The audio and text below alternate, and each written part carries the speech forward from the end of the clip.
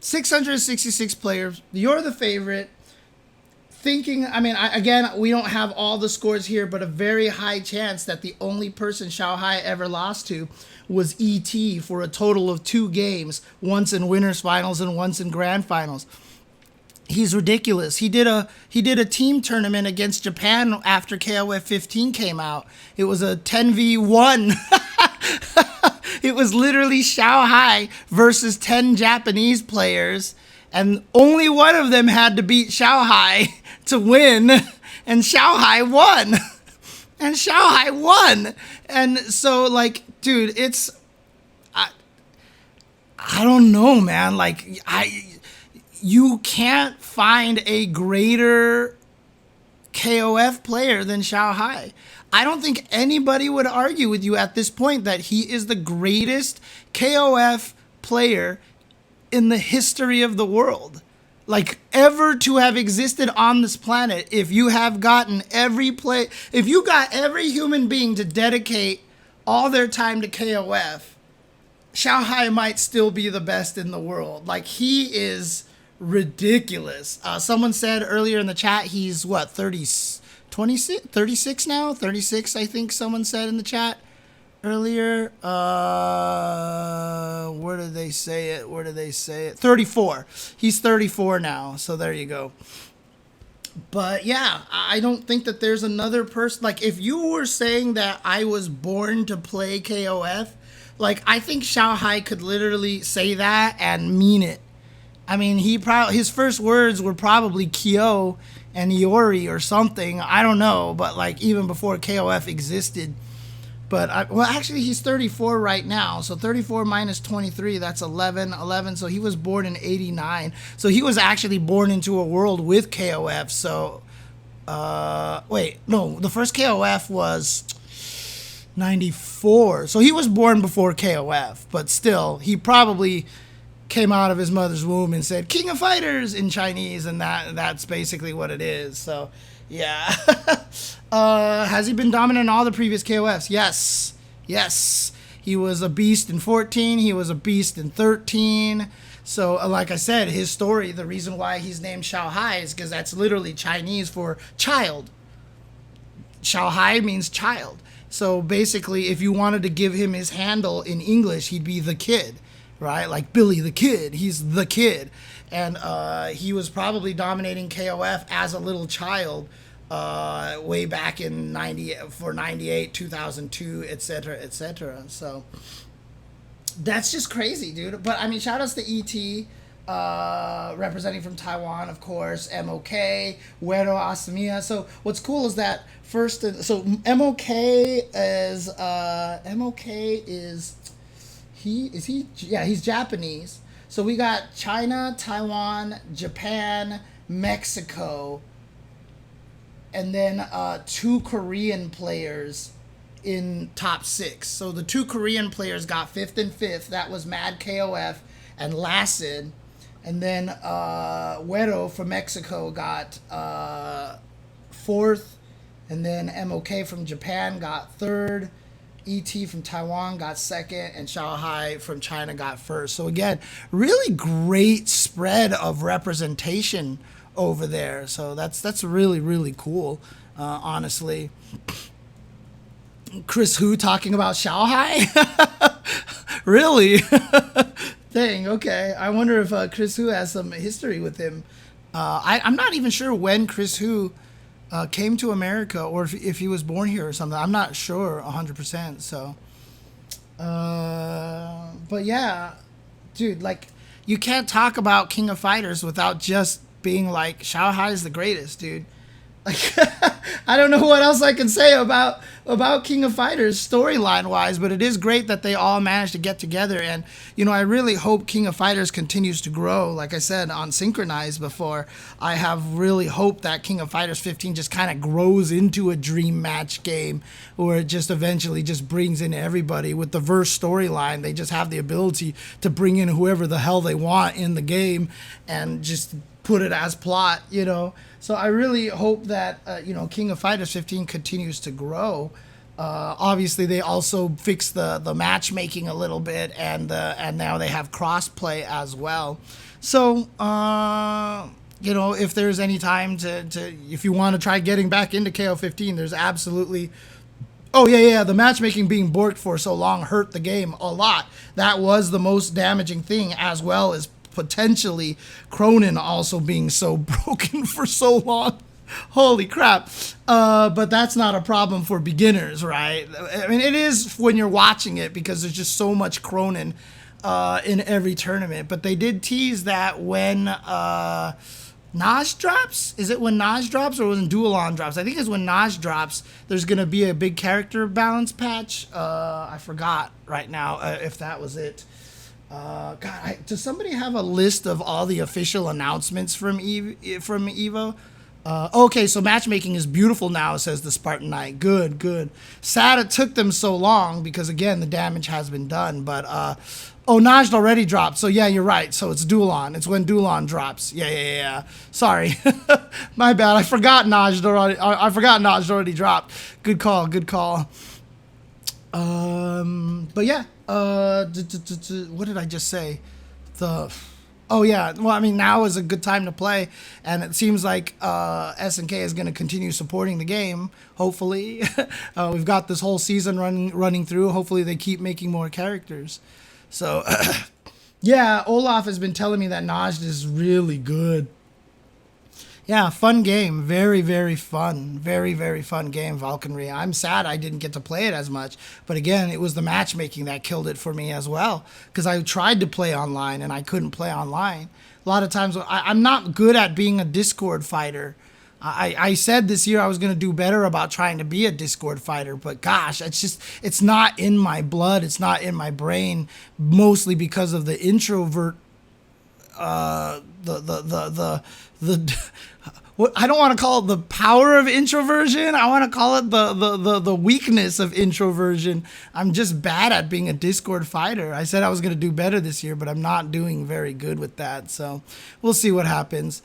Well, it depends, Forrest, because you can say that a lot of the lobbies are weird, but honestly, Battle Hub for Street Fighter 6 is like one of the coolest things. I love Battle Hub, dude. And at least Battle Hub isn't for ranked, right? Battle Hub isn't ranked. Battle Hub is its own thing, and I love it. I love the Battle Hub, honestly. So you can do it right. You can do it right for sure. Sorry, Cone. Yeah. No, I'm just continuing because I didn't finish on Tuesday, so I'm actually just finishing up over here. Do the random arcade games, but I love the fact that when everybody's spectating, you just see them all get hunched around a machine and cheering and everything like that. You can see where the crowds are. You can see where the hype matches are. The fact that they have some machines for kudos brings people together, kind of forces people onto the same cabinet. I mean, I sit down on a cabinet and I will get someone challenging me like almost right away. There are very few times where I have gone and sat down on a cabinet and had to wait for someone to challenge me. I usually just sit down, and as soon as training mode starts, I can't reset the stage, knowing that means that I'm getting a connection. It's crazy how fast it is. So it's really good. You're sad Alpha 2 got rotated out. It'll be back. This goose thing. And I still think one of my favorite Battle Hub interactions one time was, for no reason, I was just running around, and the DJ booth, you can't really do anything there yet. I'm sure they'll add features to it in the future, but I just walked up to the DJ booth and I just started randomly playing the music for no reason and just doing all the crazy things in there. And some guy who was standing nearby was just standing there, and then all of a sudden he turned around and ran up to my DJ booth and started headbanging as I was doing the music. And then I stopped the music, and then afterwards we looked at each other and waved and actually did air guitars and stuff, and then we just ran away from each other, dude. It was hilarious, dude. It's so funny. I love that kind of thing that they allow you to do in Battle Hub. Even you could sit down on those little chairs and just look at the little monitor that tells you who's in the lead, who's had the highest win streaks of that day, etc., etc.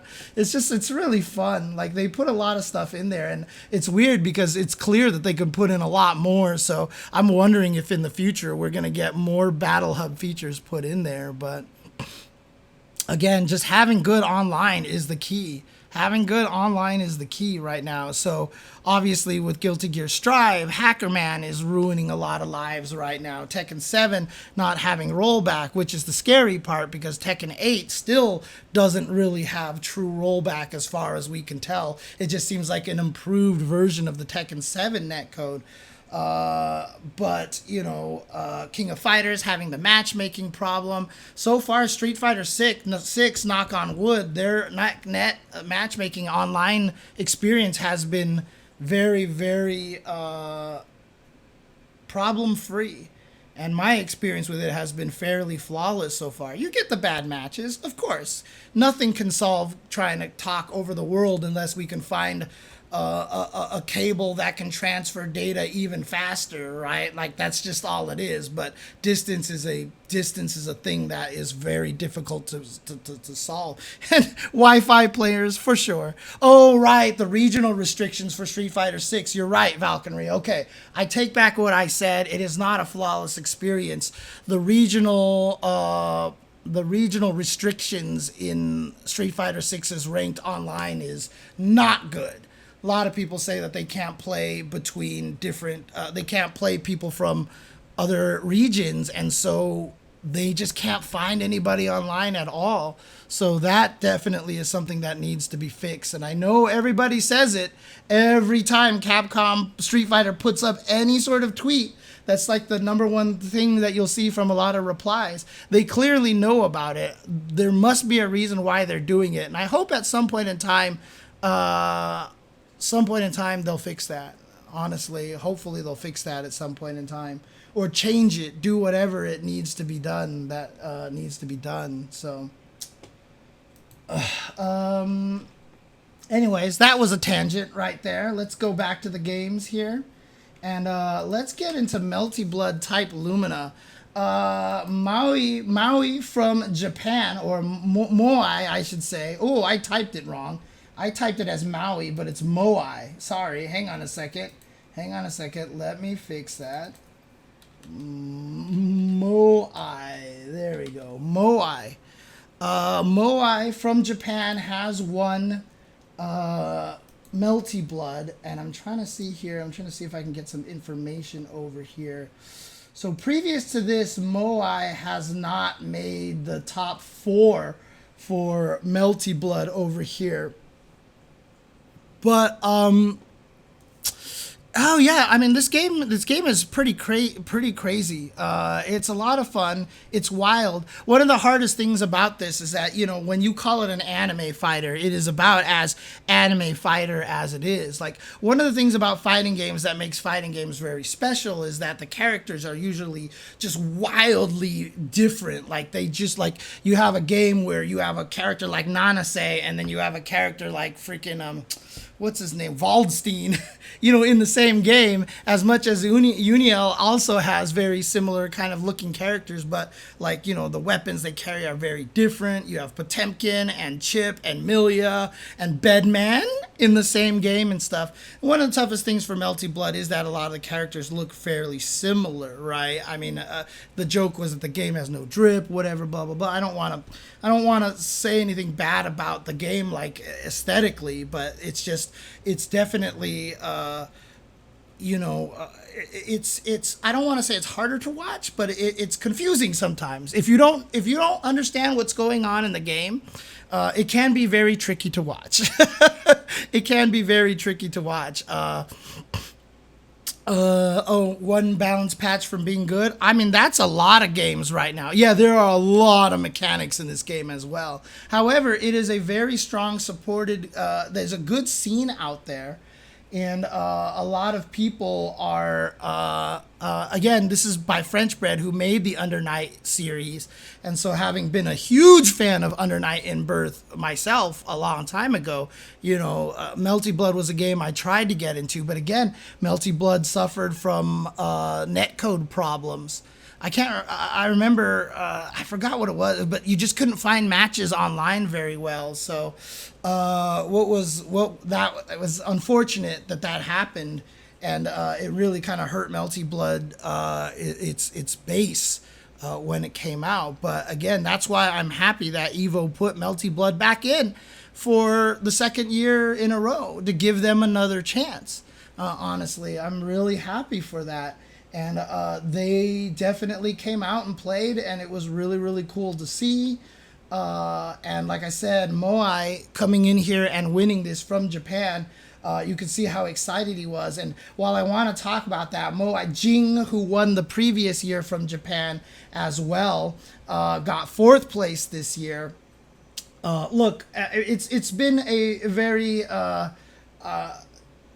well, I guess, so in 2022, Jing won over Masoma and Kiri and Scrot Vermilion. And yes, this is the same Masoma who plays JP in Street Fighter 6 right now, who's killing it on all of the can openers and Tampa Never Sleeps, etc., and also the ICFCs, Masoma. So 3 US players. But this year, I think a lot more Japanese players came out. And so top 4 was 3 Japanese players, including Jing, 4th place, who was the previous year's champion, and Dai. But again, I hate not making the story about the person who won. But the story of this was Jimmy J. Tran. Because for those of you who don't know, like you hear, okay, Jimmy J. Tran, the U.S. player, he's a U.S. player. Why is this such a big deal story? Dude, Jimmy J. Tran has been playing fighting games forever. And he is one of the most talented fighting game players forever. He was in all the Evos before Street Fighter 4. And even in the second Third Strike 5v5 US versus Japan, he was one of the players touted as a great Urian player, who, when his nickname was Emphy, EMPHY, he was one of the best Urian players in North America for Third Strike. Like, he was one of the best. And the crazy thing about it is, that's not even what he was known for. He was known for being basically one of the best Brian players in Tekken. In fact, he's basically Mr. Taunt Jet Upper, and he was known by Mr. Naps in the Tekken community. So, I'm going to see if I can find this video over here. Let me see. Jimmy Tran Taunt Jet Upper. Let's see if I can find this video over here. Yep, here it is. Get away with a great deal. Sorry with the ad over here. So, if you guys don't know what the Taunt Jet Upper is in Tekken, let me explain it to you guys over here. Taunt Jet Upper. So Brian in Tekken has a taunt that is unblockable. He raises his knee and he hits you. Now, the thing about this Taunt Jet Upper is that anytime you start the taunt, if you press any directions on the controller or touch any buttons, you cancel the taunt. You literally cancel the taunt, right? And so what Taunt Jet Upper is that you have to hit him with the knee and then input, I think it's back forward 2 or back, yeah, I think it's 2 if I'm thinking about the arm, in which that is one of the only moves that will combo off of the taunt. However, the input is back, forward, and button. And the window that you have to activate that move, the Jet Upper, to combo off of the taunt, is literally like it's like 3 frames. Like you have exactly the amount of frames. So in other words, you have to let the knee hit and then input taunt jet upper, because if you input taunt jet upper, if you input jet upper too early, you cancel the taunt before the knee hits. So the knee has to hit, and then in exactly 3 frames, you input, it's forward back 2. Okay, you have to input forward back 2 in like that 2 or 3 frame window. And if you do it 1 frame too slow, it doesn't connect. You have to register neutral in before forward, otherwise you mess it up. Yeah, there you go. So it is back forward. It is back forward. So you have to, and you have to make sure you're back, neutral, forward, +2 in the exact 3 frame window that exists there. This is one of the hardest things to do, and every content creator in the world has had a taunt jet upper challenge video where they sit there and try to land their first taunt jet upper ever, and it takes like over an hour, 2 hours. Some people it takes like forever. Some people just will never be able to do it no matter how hard they try. That's how hard it is. Jimmy J Tran has a video where he attempts the taunt jet upper challenge, which is how many taunt jet uppers can he do in 1 minute? In 1 minute, how many taunt jet uppers can he do?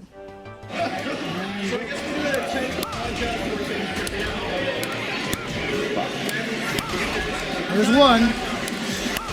Nope, too early. There's 2. There's 3. There's 4. There's 5. 6. Oh, messed up. Messed up. Damn it. Too early. Yeah, I'm tired. He says he's tired, by the way. He said he's tired. There's 8. 9. 10.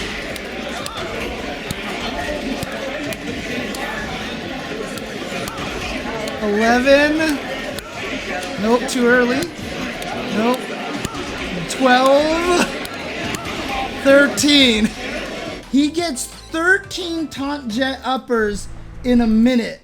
And I don't know if I can explain to people just how difficult that is. He did 13 taunt jet uppers in a minute, which is more taunt jet uppers than 99.999999% of the planet will do in their lifetime. What? He used to stream on Twitch, and he would always end his stream with 5 taunt jet uppers in a row on each side. Dude, it's ridiculous. So Jimmy J Tran is one of the most historic fighting game players in the U.S. ever, and one of the legends of the Tekken scene. Nobody knew he played Melty Blood.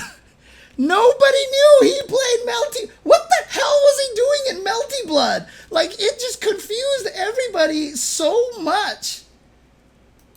Like, where did he come? When was he playing Melty Blood? And he just shows up here. Jimmy J Tran just shows up here and starts beasting on fools after going to the losers bracket very early on, too. So let me see here. So Jimmy J Tran here, in his pool, first round was a DQ. Second round was him beating a player named Jack. Then he beat another player named Y'all Easy. Then he ran into last year's champion, Jing, in the winners finals of his pool, and Jing beat him 2-0. He beat him 2-0. So Jimmy J Tran then goes to the losers bracket. Oh, he actually went to Evo Japan for Melty and grinded there. Oh, dang, that's crazy. I had no idea. Okay. But yeah, he got sent to losers at the end of his pool, and then he beat Uboro, he beat J-Com, he beat Medusa, he beat BKP. Now he's in top 24.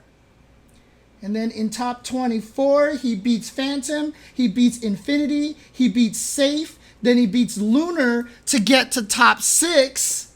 And then he beats Korean Wrestling Man, who won the Sony PlayStation Challenge to be flown to EVO. So there was an online tournament that Korean Wrestling Man won the tournament to qualify. So Sony flew him out to compete in this. Jimmy J. Tran beat him 2-0.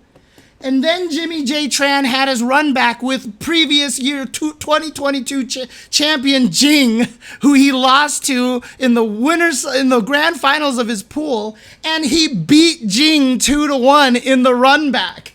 He beat Jing in the run back to get to losers finals to go up against Dai and lose 3-1 to finally end his run. Jimmy J. Tran blew everybody's mind. In fact, if you watch the commentary, you can just see Majin Obama being like, I did not have this on my bingo card, commentating Jimmy J. Tran here at EVO 2023 for Melty Blood. Like, I mean, seriously, like, who had that on their bingo cards for Melty Blood, dude? It's a crazy, crazy thing. And Norima is saying that's a lot of NA's best players he had to go through, and we didn't even know how he played. Dude, it's so crazy, dude. So this is such a wild story. And, you know, this is one of those things that makes me happy, because not just because let's go, old man, let's go. Not just that, but because we have so much history of fighting game players that people don't really know, right? Yeah, there you go. Seeing Jimmy J. Tran tearing through Melty Blood is like seeing your favorite retired football player in the NBA or something. Seriously, and one of the crazy thing is you know, people out there, I still get so frustrated that people out there don't know just how good Alex Vi was at fighting games. People don't know just how good Combo Fiend was at fighting games. Like, Combo Fiend is one of the greatest players that America has ever produced. And because he ended up at Capcom, a lot of the memes, the functions, whatever, all that stuff, and a lot of people don't know who he is. And Jimmy J. Tran is another one of those players who really should be kind of in this pantheon of, like, you know, he's a really freaking good fighting game player, but it's just over the years, the narrative, because the history is not being collected very well, you forget a lot of these players exist, right? Yeah, the UMVC3 chat room saying, hey, that's the functions meme guy. Yeah, dude, he's the guy who birthed Bionic Arm. That was Combo Fiend winning a comeback match to land that. So again, there are so many players that deserve more talk. Jimmy J. Tran is one of them. And this situation here, and again, like I said, I feel bad because I'm taking a lot of the limelight away from Moai here, who won EVO, and this is a big deal. But Jimmy J. Tran is just one of those players who has so much history and so much backstory that him getting third place here is just so absolutely ridiculous. And just, oh yeah, Combo Fiend has a really dirty Lily. Yeah, he's the highest placing Lily at EVO, and he had to DQ himself. Yeah, Combo Fiend has a really strong Lily. Everybody who plays against Combo Fiend is like, you think Lily sucks? God, fight Combo Fiend, please. But yeah, Jimmy J. Tran is one of those guys. He's literally one of those guys that we should be talking about more. And I love the fact that this has given us an opportunity. And it wasn't just him doing well in Tekken, because then it's like, oh, he's the taunt jet upper guy. But like, to be able to truly explain how talented this guy is and how skillful he is at fighting games. Because like I said, he was one of the best Urians. In case you guys don't know, Urian is one of the most technical characters in Street Fighter 3 Third Strike because of all the charge partitioning. And again, what people call charge partitioning isn't actually charge partitioning. If you ever hear anybody say anything about charge partitioning in Street Fighter 4, Street Fighter 5, and Street Fighter 6, they are all 100% wrong. Charge partitioning in terms of Street Fighter games only exists in Third Strike and is a very specific technique and very, very difficult to master. But Jimmy J. Tran was one of the first players. Remember, back when he was one of the top Urians here in the U.S. sucked at Third Strike, okay? We had that second 5v5 against Japan and we got washed again, okay? And again, like, we weren't good at the game, but Jimmy was one of the players who was first starting to master all of the crazy Urian charge partitioning stuff. And again, it was a very difficult technique to master. We didn't have YouTube videos explaining to us exactly how it worked and techniques to use. And so he just kind of learned it. And again, we didn't have home training modes and stuff. So he learned a lot of this stuff just by messing in arcades and everything like that. So again, Jimmy J. Tran is just a... Actually, did we have Third Strike at home during that period? We might have had the Dreamcast version. So maybe he was able to practice on Dreamcast. I don't even remember. The timeline is so crazy, dude. I don't know what time is anymore. I have to think about it. So guys like that is a testament. Any character is valid no matter the reputation. Yeah. But yeah, again, like, it's so cool that Jimmy J. Tran, ooh, cat feet. Jimmy J. Tran did that, so was able to... Everybody had a Dreamcast in the FGC Necromancy Black. Dreamcast was one of the best FGC platforms ever, just because it had the accurate CVS2 and Marvel vs. Capcom 2, so... it was a big deal. When Dreamcast first came out on 9/9/99, that console was a big deal, but they messed up. They messed up the marketing on the Saturn, and then the Dreamcast came out, and there's lots of videos out there that you can see why the Dreamcast didn't succeed as well as it should have. But yeah, that's Melty Blood type Lumina. Like I said, I feel bad. I want to talk about Moai more and his backstory. Unfortunately, I don't have a lot of details. If anybody in the chat has any more information about Moai and his path to get to Evo, but it's just everybody was talking about Jimmy J. Tran. Yeah, Scrot, obviously, he finished 4th place the previous year in 2022. And he was he's basically considered the strongest U.S. player. And he finished 4th under Kiri and Masoma. But then Scott Vermillion just couldn't make it past 5th place, unfortunately. So it's kind of an unfortunate situation for him. But clearly he's one of the strongest players and got taken out by Jing. Unfortunately, he ran into Jing at the start of top 6 on the loser side of the bracket and fell to him. Otherwise, it would have been Scott Vermillion going up against Jimmy J. Tran, which would have been crazy. Yeah, L.I. Joe got to top 8, America's Hope, exactly. It was a great run for Jimmy J. Tran, honestly. Really, really cool to see him do that. But before I get to the next game here, which is Mortal Kombat 11, I have to do a quick little pivot over here. I just want to do this real quick. Let's see if I can get this set up. You guys, oops, that's not the right one. Do I have this? Oh, no, you're leaving. Don't leave, cat. Okay, never mind, sorry. I tried to give you guys cat view and I failed over here, so instead I'm just gonna have to make it this time again. It is time for cat. She is not happy at all.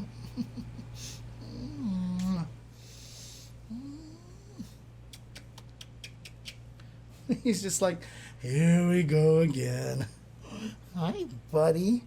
Look at the cat. Look at the cat.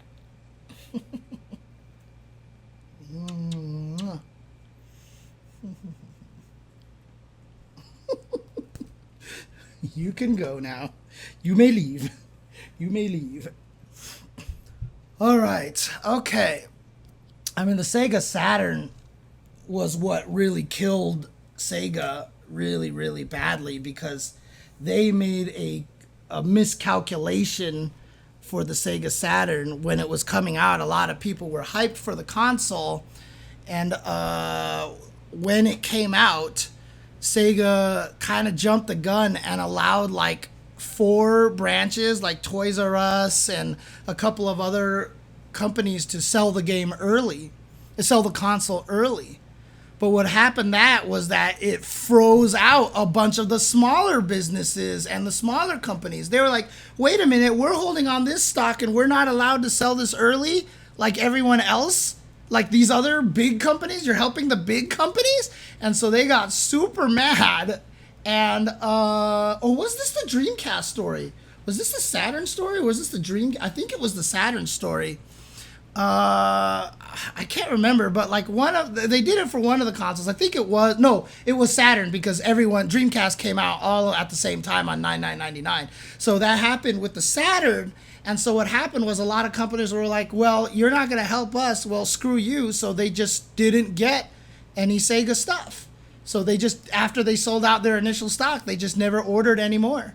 And so when the Dreamcast came out, I think a lot of those companies remembered that and they just didn't support it, basically.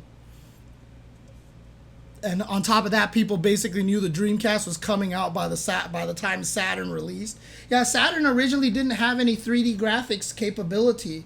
It was just going to be another 2D sprite based console like the Genesis, like the Super Nintendo. And then the PlayStation was coming out, and it had Resident Evil and Battle Arena Toshinden and what's the racing game? Ridge Racer and all that stuff like that. And Sega was like, oh crap. So they basically last second jerry-rigged a 3D engine into the game to try to compete with. But as a result, that's why the Saturn is actually the greatest fighting game platform. Like X-Men versus Street Fighter and Vampire Savior and Alpha 3 run absolutely flawlessly on the Sega Saturn because the console was designed for sprite-based fighting games. And so, honestly, the fighting games on the Sega Saturn is still one of my all-time favorite fighting game platforms. You did need the 4 megabyte cart. I did have that, and I had to do the swaps trick. I had to do the swap trick until I finally got the 4-in-1 cart that let me do that without swapping anything. I still have all that stuff. Gundam Jehudi Kai. In fact, I still have my Sega Saturn Radiant Silver gun with the sleeve intact. It's in pristine condition right now. And I know Radiant Silver Gun on the Saturn is one of the holy grails in video games. Like if you have a pristine copy of Radiant Silver Gun on the Saturn, it's really, really, it's worth a lot. I could sell it right now because I could use the money, but no. I'm a collector at heart. I'm holding on to that thing, damn it. I'm holding on to that game, damn it. I should put it in a fireproof box is what I should do, honestly.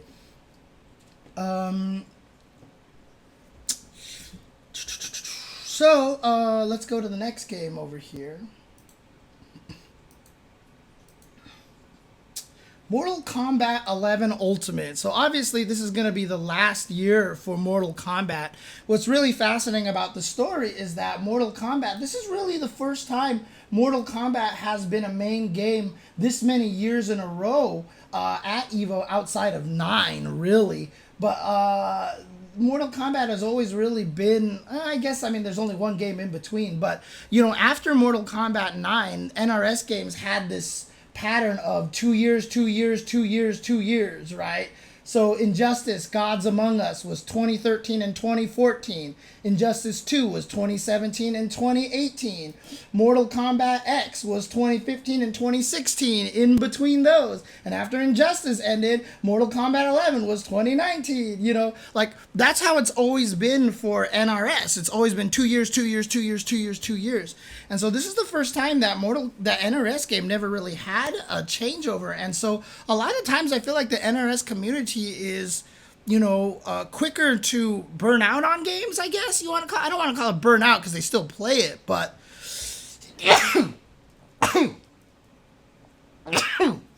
but the drop off, I think that's why the number of entrants was a little bit low this year for Mortal Kombat. However, the big story for Mortal Kombat really has been the rise of the Martinez brothers, the brothers from Chile, aka Scorpion Prox and Nicolas from Chile.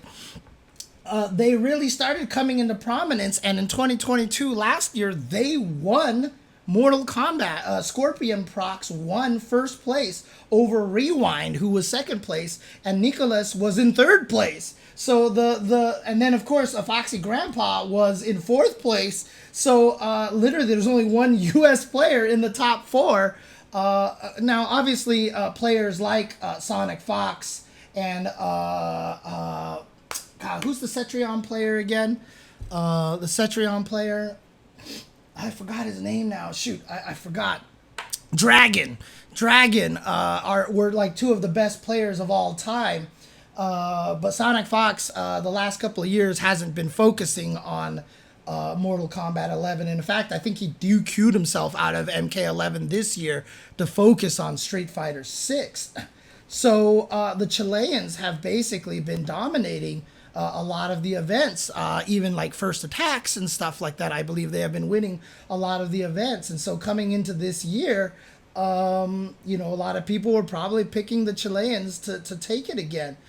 Foxy Grandpa, unfortunately, ends up in fourth place again. But the Chileans, both of them, top three again. And remember what I said about Angry Bird and Big Bird? Remember when I was talking about them and having that training partner? And I said in that segment that if you have brothers who are helping each other, like that's really, really a powerful tool to have. Well, that's what these guys are doing. And so they're both extremely strong at this point.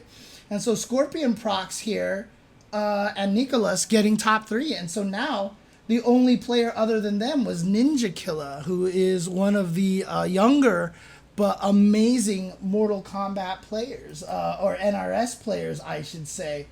I'm trying to see here. Okay. He hasn't finished. I don't know if he played the Injustice 2 game or not. But Ninja Killa was really strong, and so basically top three, he was the only hope to dethrone the Chileans as the champion. And sure enough, in third place, he went through last year's champion, Scorpion Prox, ended up taking it. And then in grand finals, reset the bracket against Nicolas, and then ended up winning. So Ninja Killa wins his first Evo championship for Mortal Kombat by taking out the Chilean brothers, and it was definitely an extremely powerful. It was an extremely impressive run, I should say. It was a really, really great story for Ninja Killa to be able to make it through that. I know someone in the chat said Melty Blood is like one patch away from being God tier status. I've heard the same about Tekken 7. I was also kind of told the same about here. I mean, I guess I can address the mirror matches thing. Obviously, this one ended up being Fujin in all the top three. All top three were playing Fujin because he's clearly very strong, though very technical. He's a very technical character. But a lot of people have said that MK11 is also like one patch away from being ridiculous, honestly. So it is unfortunate that we did end up with so many mirror matches in grand finals, and it's crazy because that really soured a lot of people on the finals. Like the fact that so many of the games went to mirror matches. A lot of people were like, "Oh, Evo was good, except the mirror matches ruined the experience for me." And I was like, "Whoa." I didn't know it was like that, but it's interesting how different it is these days. That, yeah, I can totally imagine that players who aren't used to it are frustrated by mirror matches. Like, for me, growing up, we saw mirror matches all the time because that's just, you played the best character. You play the best character, and so a lot of times, yeah, Yun mirrors, Chun mirrors in Third Strike, Sagat, Blanca, M. Bison mirrors in like freaking CVS2s. I mean, we had mirrors all over the place, right? I mean, in MVC2, there's really only like 4 really viable teams in MVC2, so there was a lot of mirrors there, etc., etc. So Dairy Queen should sponsor Evo next year. DQ, perfect. That would be hilarious, actually, that if you had to DQ yourself from the tournament, but you're there, you get a free coupon for a Dairy Queen product.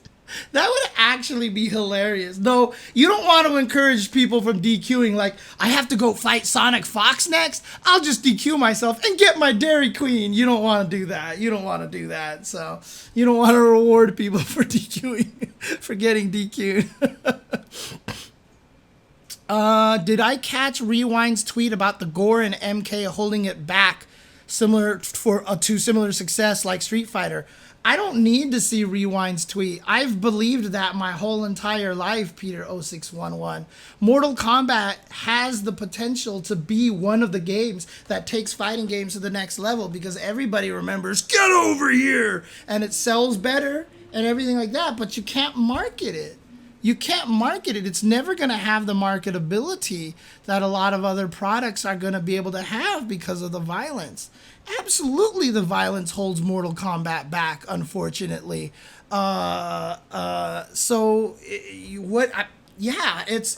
It'll never be able to get to the levels of Street Fighter 6 success or even Tekken potentially because of the gore factor. It's always going to hold it back because even if they tone it down and make it more popular, to make it more palatable, it's still going to exist as the gore game on consoles. So if you watch a lot of Mortal Kombat on TV and they have a bloodless mode on there so you can watch it without any of the gore, and kids get into it and be like, I want to be a pro Mortal Kombat player. So they ask their moms, can I buy Mortal Kombat? And you go to the store and it's rated, or you buy it and it's rated,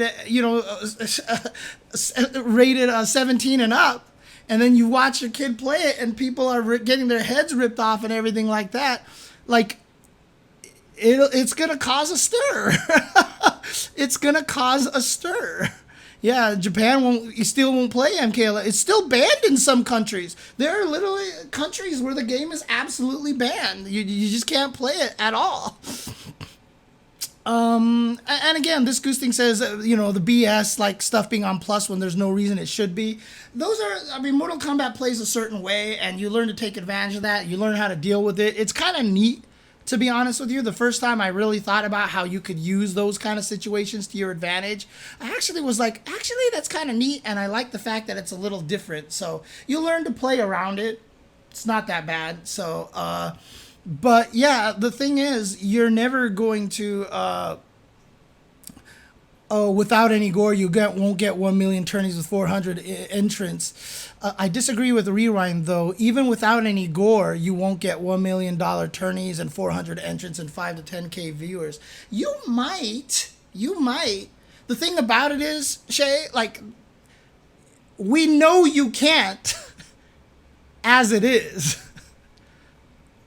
If you take away the gore, there's a chance, right? That's the thing, is that you at least have the chance. You have the chance. Yeah, the 90s was different than now, but it's still not going to be quite the same, right? It's still going to be held back in a lot of ways. So I had suggested literally selling an esports version of the game that does not have the option to turn on gore at all, and just have it be a niche thing on the side. Now, that's difficult because you got to do a lot of work. How do you change the fatal blows, et cetera, like that? Like, how do you make the game work? Do you just substitute the fatal blow with a separate animation that puts the opponent exactly in the same spot as the version with the gore? But selling a complete version, not instead of having a bloodless code, actually selling an esports edition. Call it esports edition, because if you call it like the kid-friendly version, like, people are going to get mad. But if you call it esports edition, then at least it makes it sound less like they're trying to, like, be kid-friendly, like, because then people will get mad. But if you sell just a digital-only esports version that we can use, and that way anyone who's interested in competing in the game who is underage can buy that version and just play that one, I think that would kind of work. Like, it doesn't have to be a full product. You just make it so that there's an alternate version to be played, honestly. Gore on the SNES. You're talking about the sweat in MK1, the sweat.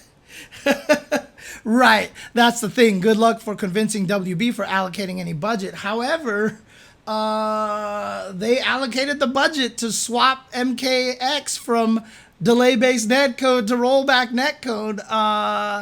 WB has a better chance of doing it than a lot of other things. Let's just put it that way. I would actually be more convinced that WB would do it over every other fighting game company out there. Just because Ed Boon is such a big believer in the esports side of things, that team really wants to support the esports side of things. So I think if they had a way to make it work, they would really try to make it work, honestly. So yeah, don't get me started on Lily in Street Fighter 6. Okay, I just don't even want to talk about that character. Anyways, so like I said, the thing about it is, Grokthar, like, they won't get anything out of it in terms of sales. But if you make that version not necessarily for the goal of making money, but for the esports side of things, to be an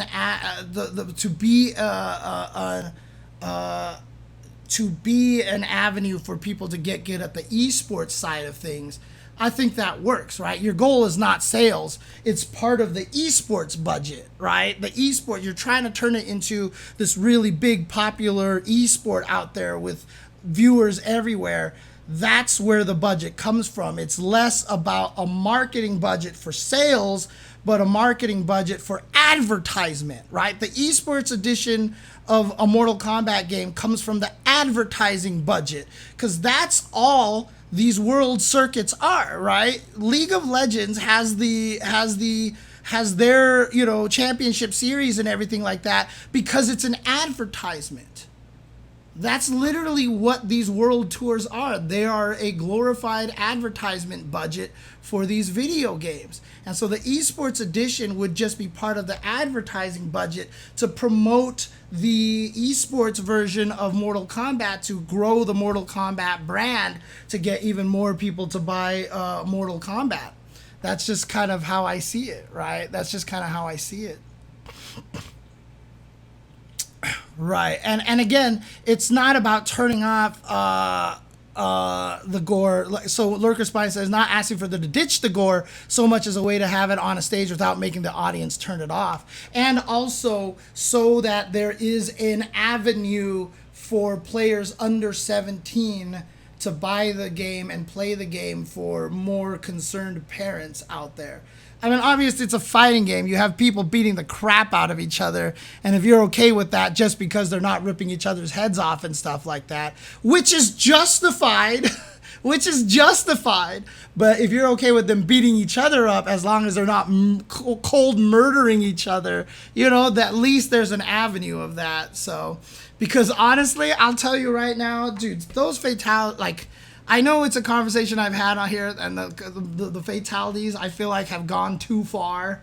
Like, I can't handle the fatalities in Mortal Kombat. For me, just so people are clear, Lily bothers me more in stuff like when Luke is just like literally beating the crap out of her with his CA, and you just see this big muscle dude pounding on this minor character, like a minor POC on the ground, like fists into the floor, into the concrete. Like, that stuff bothers me, okay? That stuff bothers me.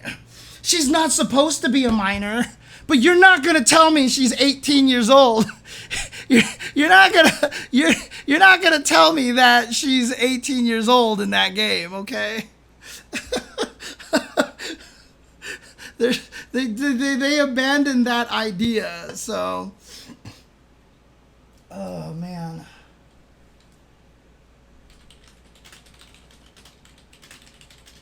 Because, I mean, honestly, if you look at Lily,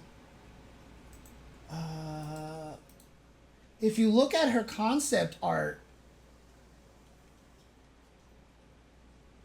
this is Lily's concept art here. Whoops. I mean, she looks 18 in these pictures. She actually looks like a teenager in these pictures. This is a lot different than what we got in the game, honestly.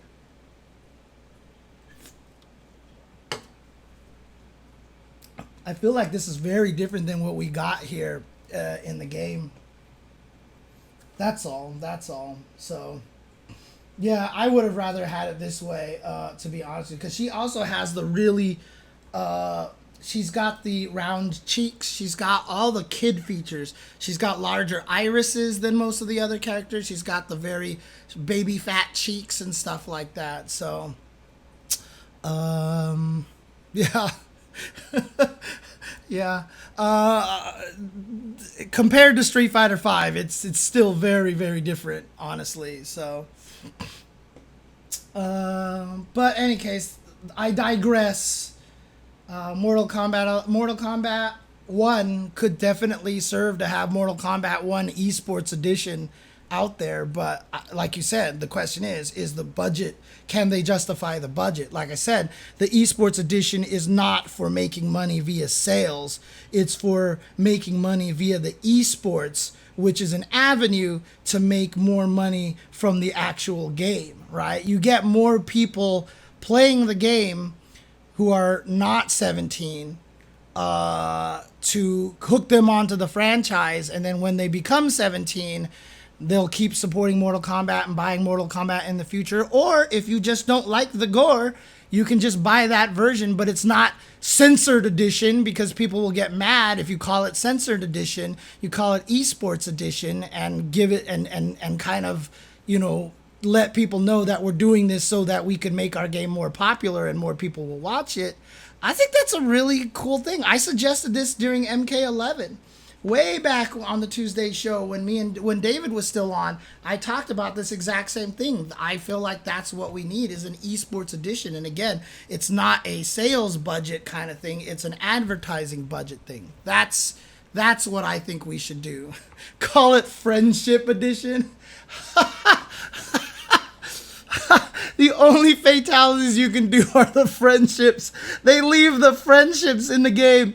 Oh my god, that is so hilarious. Yeah, but new NRS game every 2 years. It doesn't matter if the game sells. Esports is doesn't matter because the game sells. Esports is an afterthought. That's the issue right now, right? How much can Ed Boon and everybody else who love this esports world convince WB that this is worth doing? That is the question. So, right, it's about no longer being banned in other countries to get more entrants and to be able to show it on TV. Honestly, that's just really what it comes down to. And so that if somebody young sees it and goes, I want to play this game and compete, they have an avenue. They have a choice.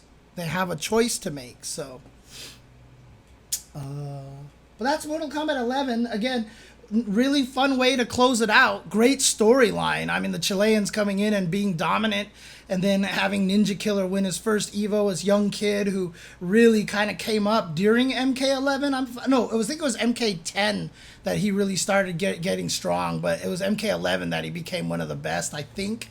I'd have to ask David for the correct backstory on Ninja Killer, but he's not one of the veterans of the game. He's relatively new compared to a lot of the other players, and so Ninja Killer really kind of proving himself and taking it for America, you know. USA, USA chants. I get him, and I contribute to it because I always talk about countries versus country. But in any case, it's actually really cool that Ninja Killer won. I think it's a great way to end that game before Mortal Kombat 1 comes out. And what if people who are hardcore competitors and the ones who show up for tournaments don't want to play this esports edition and they have no other choice than to play that esports version? I don't know, even if they did this, it would be more problems than solutions. The thing is, if it plays exactly the same, and by doing that, it opens up Mortal Kombat $2 million prizes. Do you really think the players are gonna care? They could just play at home on their gore version, and at tournaments it basically is the exact same thing. But now they can win a ton more money. I really don't think they're gonna complain about it all that much. So